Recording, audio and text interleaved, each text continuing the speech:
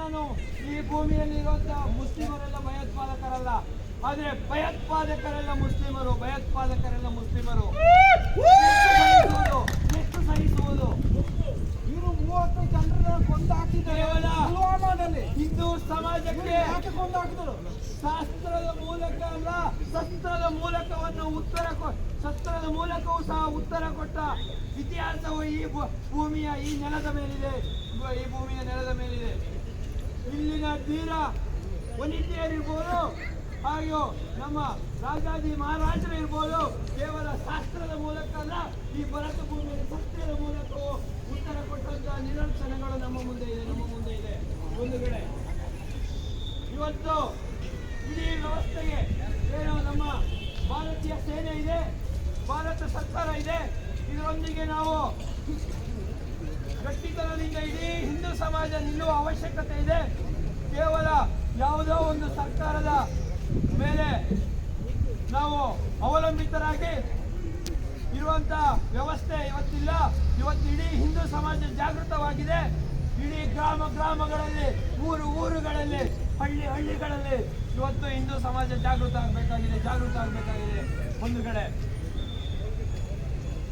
ಏನು ನಿನ್ನೆ ಮೊನ್ನೆ ನಡೆದಂತಹ ವಕ್ಫ್ ಹೋರಾಟದಲ್ಲಿ ಪಶ್ಚಿಮ ಬಂಗಾಳದಲ್ಲಿ ಎಲ್ಲರೂ ಸಹ ನೋಡಿರ್ಬೋದು, 400ಕ್ಕೂ ಹೆಚ್ಚು ಹಿಂದೂಗಳ ಮನೆಗಳಿಗೆ ಬೆಂಕಿ ಇಡುವಂತ ಕೆಲಸ ಆಗಿದೆ. ಅಲ್ಲಿಂದ ಅವರನ್ನ ಓಡಿಸುವಂತ ಕೆಲಸವನ್ನು ಇವತ್ತು ಮತಾಂಧ ಜಿಹಾದಿಗಳು ಕೈ ಹಾಕಿದ್ದಾರೆ. ನಾನು ಈ ವೀರ ನೆಲದಲ್ಲಿ ನಿಂತು ಅವರಿಗೆ ಒಂದು ಎಚ್ಚರಿಕೆಯನ್ನ ಕೊಡ್ತಾ ಇದ್ದೇನೆ.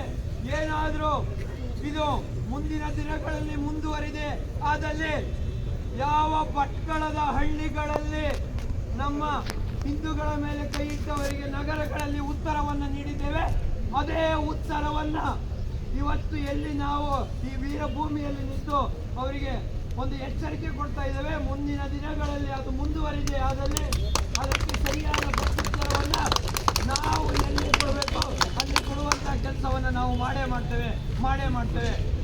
ಮಡಿಕೇರಿಯಲ್ಲಿ ಕೂಡ ಇವತ್ತು ಏನು ಮತಾಂಧ ಜಿಹಾದಿಗಳು ಕೇವಲ ಹಿಂದೂ ಸಮಾಜವನ್ನಲ್ಲ, ಇವತ್ತು ಪೊಲೀಸ್ ಇಲಾಖೆಯನ್ನ ಸಹ ಟಾರ್ಗೆಟ್ ಮಾಡಿ ಪೊಲೀಸ್ ಇಲಾಖೆಗೆ ಬೆಂಕಿಡುವಂತಹ ಕೆಲಸವನ್ನ ಇವತ್ತು ಮತಾಂಧ ಜಿಹಾದಿಗಳು ಮಾಡ್ತಾ ಇದ್ದಾರೆ. ಹಾಗಾಗಿ ನಾವು ಇವತ್ತು ಏನು ಪೊಲೀಸ್ ಇಲಾಖೆಯಲ್ಲೂ ಕೇಳ್ಕೊಳ್ತಾ ಇದ್ದೇವೆ, ನಮ್ಮ ಸಮಾಜದಲ್ಲಿ ಇರುವಂತಹ ಮತಾಂಧ ಜಿಹಾದಿಗಳು ಯಾರು ಅಂತ ನಿಮಗೆ ಚೆನ್ನಾಗಿ ತಿಳಿದಿದೆ. ಅವರನ್ನ ಮಟ್ಟ ಹಾಕುವ ಕೆಲಸ ನೀವೇ ಮಾಡಿದರೆ ಉತ್ತಮ, ಇಲ್ಲ ಅಂದ್ರೆ ಅವರನ್ನ ಮಟ್ಟ ಹಾಕುವಂತ ಕೆಲಸ ಇವತ್ತು ಒಟ್ಟು ಹಿಂದೂ ಸಮಾಜ ಮಾಡಬೇಕಾಗಿದೆ. ಅದನ್ನ ನಾವು ಟಿಪ್ಪು ಜಯಂತಿಯ ಗಲಾಟೆಯನ್ನು ತೋರಿಸ್ಕೊಟ್ಟಿದ್ದೇವೆ. ಏನು ಈ ಕೊಡಗಿನ ನೆಲದ ಶೌರ್ಯವನ್ನ ಏನು ಟಿಪ್ಪು ಜಯಂತಿಯ ಗಲಾಟೆಯಲ್ಲಿ ತೋರಿಸ್ಕೊಟ್ಟಿದ್ದೇವೆ, ಅದೇ ಶೌರ್ಯವನ್ನ ನಾವು ಮುಂದಿನ ದಿನಗಳಲ್ಲಿ ತೋರಿಸ್ತೇವೆ. ಇದು ಈ ನೆಲದಲ್ಲಿ ನಿಂತು ಅವರಿಗೆ ನೀಡುತ್ತಿರುವಂತಹ ಎಚ್ಚರಿಕೆ. ಇವತ್ತು ಒಂದು ವೇಳೆ ನೀವು ಪಾಕಿಸ್ತಾನದ ಕರಾಚಿಯ ಪ್ರಮುಖ ಬೀದಿಗಳನ್ನ ನೀವು ನೋಡಿರ್ಬೋದು. ಏನು ಸ್ವತಂತ್ರ ಬರುವ ಮುಂಚೆ ನಮ್ಮ ಹಿಂದೂಗಳು ಯಾವ ದೊಡ್ಡ ಕಟ್ಟಡಗಳನ್ನು ಕಟ್ಟಿ ಆ ಕಟ್ಟಡಗಳಲ್ಲಿ ವಾಸವನ್ನ ಮಾಡ್ತಾ ಇದ್ರು. ಇವತ್ತು ಅವೆಲ್ಲವೂ ಸಹ ಪಬ್ಲಿಕ್ ಟಾಯ್ಲೆಟ್ಗಳಾಗಿದೆ. ಇವತ್ತು ಹೆಸರು ಹೇಳಕ್ಕೆ ಇಲ್ಲದ ರೀತಿಯಾಗಿದೆ. ಅದೇ ಪರಿಸ್ಥಿತಿ ಇವತ್ತು ನಮ್ಮ ಈ ಭರತ ಭೂಮಿಯಲ್ಲಿ ಬರದೇ ಇರಬಾರ್ದು ಅಂತ ಹೇಳಿದ್ರೆ ಇವತ್ತು ಪ್ರತಿಯೊಬ್ಬ ಹಿಂದೂ ಸಹ ಜಾಗೃತ ಆಗಬೇಕು.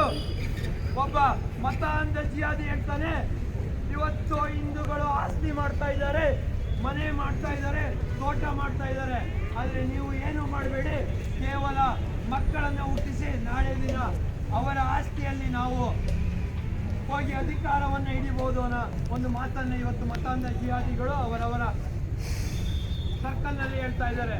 ಹಾಗಾಗಿ ಒಟ್ಟು ಇವತ್ತು ಹಿಂದೂ ಸಮಾಜ ಎಚ್ಚರಿಕೆಯಿಂದ ಇರಬೇಕಾಗಿದೆ. ಕೇವಲ ನಾವು ನಮ್ಮ ಮನೆ, ನಮ್ಮ ಮತ, ನಮ್ಮ ಆಸ್ತಿ, ನನ್ನ ಜಾತಿ ಇಷ್ಟು ವಿಚಾರದಲ್ಲಿ ಕೇವಲ ಇವತ್ತು ಕಿತ್ತಾಡುತ್ತಾ ಹೋಗಿದ್ದೆ ಆದಲ್ಲಿ ಮುಂದಿನ ದಿನಗಳಲ್ಲಿ ನಮಗೆ ಅಸ್ತಿತ್ವ ಇಲ್ಲದೆ ಆಗುತ್ತೆ. ಇದಕ್ಕೆ ಸ್ಪಷ್ಟ ನಿದರ್ಶನ ಅಂತ ಹೇಳಿದ್ರೆ ಇವತ್ತಿನ ಅಫ್ಘಾನಿಸ್ತಾನ ಇರ್ಬೋದು, ಇವತ್ತಿನ ಬಾಂಗ್ಲಾದೇಶ ಇರ್ಬೋದು, ಇವತ್ತಿನ ಪಾಕಿಸ್ತಾನ ಇರ್ಬೋದು.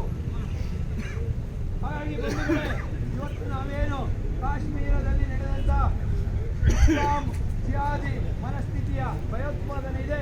ಇದನ್ನ ಘಂಟಾಘೋಷವಾಗಿ ಎಲ್ಲರೂ ಸಹ ವಿರೋಧಿಸಬೇಕು. ಹಾಗೆ ಒಟ್ಟು ಹಿಂದೂ ಸಮಾಜ